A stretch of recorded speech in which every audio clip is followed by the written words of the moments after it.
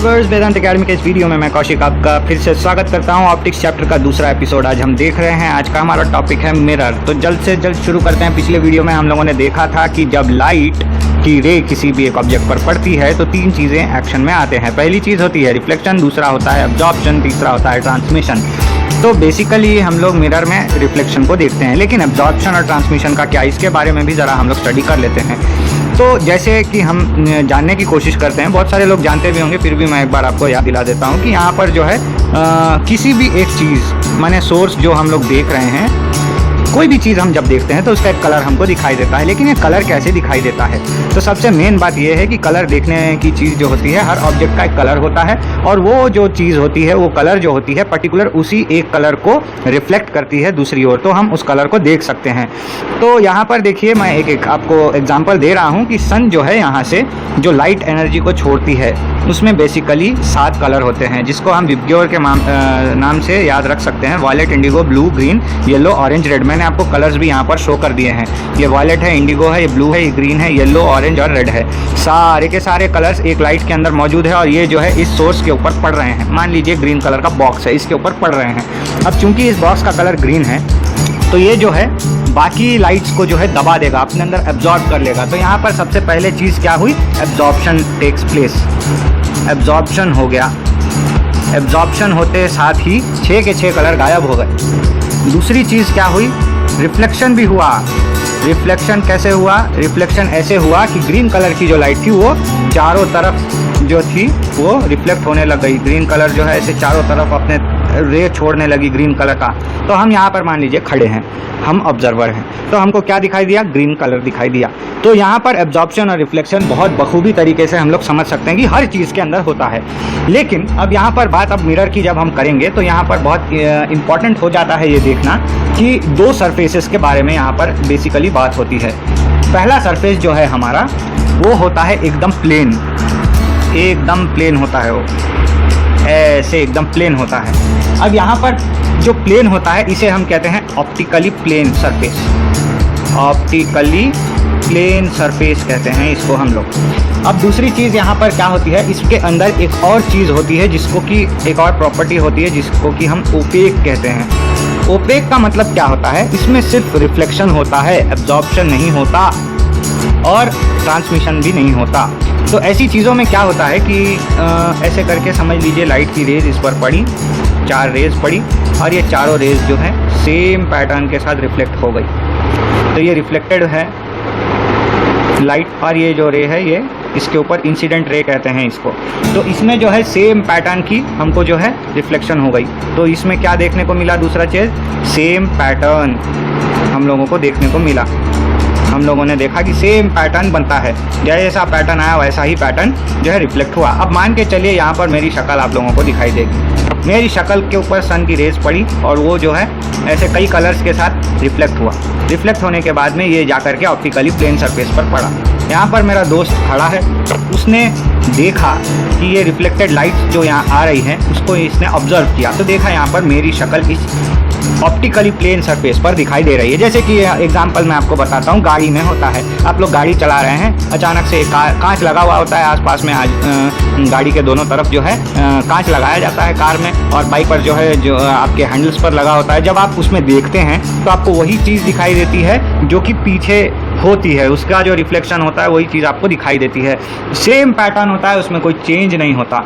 तो ये जो है सेम पैटर्न दिखाता है हम लोगों को। इसके अलावा एक और टाइप का प्लेन सरफेस भी होता है, जैसे कि हमारा शरीर का सरफेस हो गया।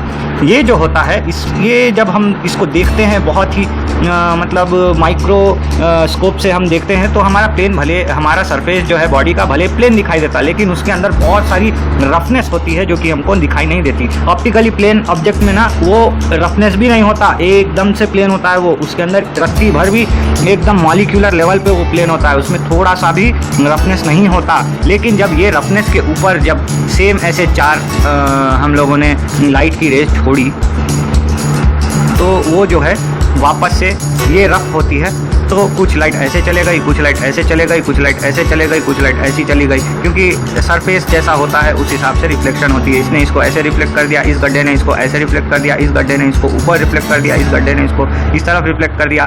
तो यहाँ पर जो है सेम पैटर्न नहीं बनता, ये जो है पैटर्न जो है ये चेंज हो जाता है, पैटर्न जो है वो हो गया चेंज। और ये जो है ये हो गया ऑप्टिकली रफ सरफेस, ये हो गया ऑप्टिकली रफ सरफेस, ऑप्टिकली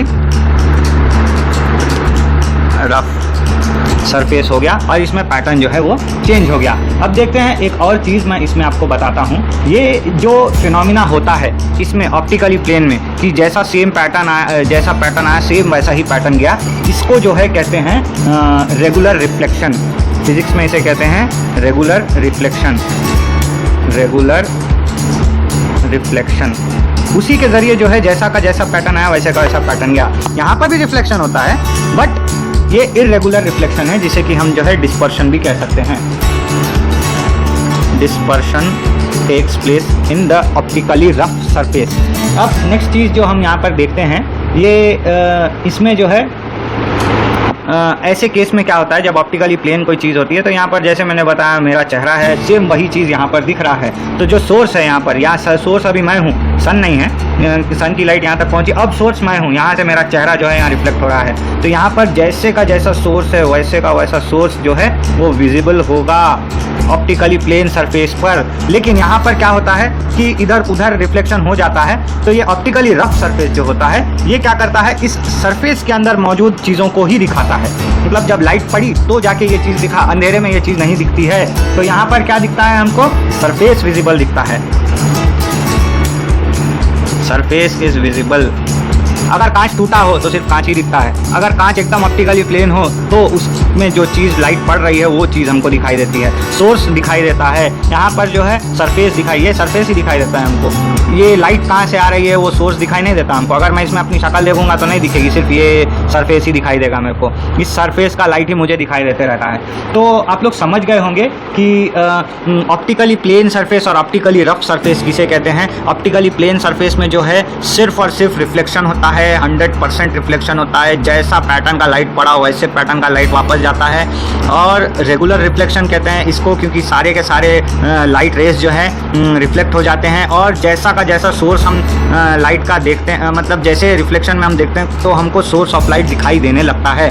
लेकिन ऑप्टिकली रफ सरफेस में क्या होता है, इसमें कुछ लाइट जो है अब्जॉर्ब भी होती है, कुछ ट्रांसमिट भी हो जाती है। पूरा का पूरा लाइट जो है वो रिफ्लेक्ट नहीं होता भी है तो इधर उधर चले जाता है, कोई इसका ठिकाना नहीं होता कि कैसे जाना चाहिए, इसका कोई रास्ता नहीं होता, एंगल नहीं होता, क्योंकि रफनेस होती है। हर पॉइंट जो है उसको इधर उधर अपने एंगल के हिसाब से भेज देता है। तो इसमें क्या होता है, पैटर्न चेंज हो जाता है और रेगुलर रिफ्लेक्शन ना हो करके इसमें डिस्पर्शन होने लगता है, रेज इधर उधर कहीं भाग जाती है और इसमें सोर्स दिखाई नहीं देता, सिर्फ और सिर्फ वो रफ सरफेस ही दिखाई देता है। तो आई होप आप लोग समझ गए होंगे कि ऑप्टिकली प्लेन सरफेस और ऑप्टिकली रफ सरफेस क्या होता है। अब आते हैं मिरर के ऊपर। ये चीज़ बहुत ज़रूरी थी समझाना, इसीलिए आप लोगों को ऑप्टिकली प्लेन और ऑप्टिकली रफ सरफेस मैंने बता दिया। अब यहाँ पर दो टाइप के मिरर्स होते हैं, मिरर्स पर आते हैं हम लोग। तो यहाँ पर दो टाइप के मिरर हो गए। एक हो गया प्लेन मिरर, एकदम प्लेन होता है उसका सरफेस, जैसी लाइट आई वैसी लाइट गई इसके ऊपर टकरा कर। समझ रहे आप लोग, जैसा लाइट आया वैसा गया, जैसा आया वैसा गया, जैसा आया वैसा गया, ऐसे करके आया, ऐसे करके आया और ऐसे करके आया, ऐसे करके गया, ऐसे करके गया, ऐसे करके गया। तो ये हो गया प्लेन मिरर, एकदम सीधी चीज़ है। इससे पहले हमने आपको जो समझाया ये ऑप्टिकली प्लेन वाली चीज़ सेम यही है, प्लेन मिरर इसको कहते हैं। अब मान लो कि मॉलिक्यूलर लेवल पे मैंने प्लेन मिरर्स ले लिए, छोटे प्लेन मिरर्स मैंने ले लिए, उसको ऐसे करके मैंने जो है जमा दिया। अब इसको जो है मैं प्रोसेस करके ऐसा एक प्लेन मिरर बनाता हूँ। कई प्लेन मिरर्स को जोड़ के जो है मैंने एक ऐसा मिरर बनाया। अब लाइट इस पे ऐसे आएगी और ऐसे रिफ्लेक्ट होगी, ऐसे आएगी और ऐसे रिफ्लेक्ट होगी, ऐसे आएगी और ऐसे रिफ्लेक्ट होगी।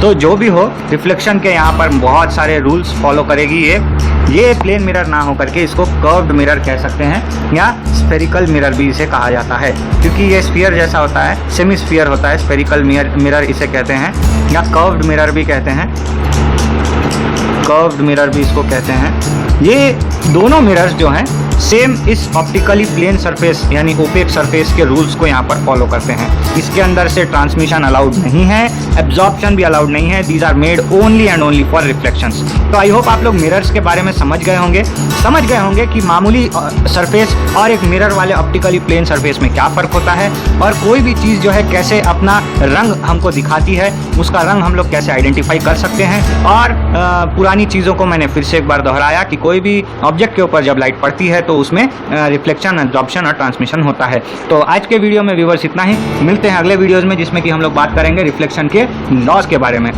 Thanks for watching viewers. मिलते हैं अगले वीडियो में। बाय।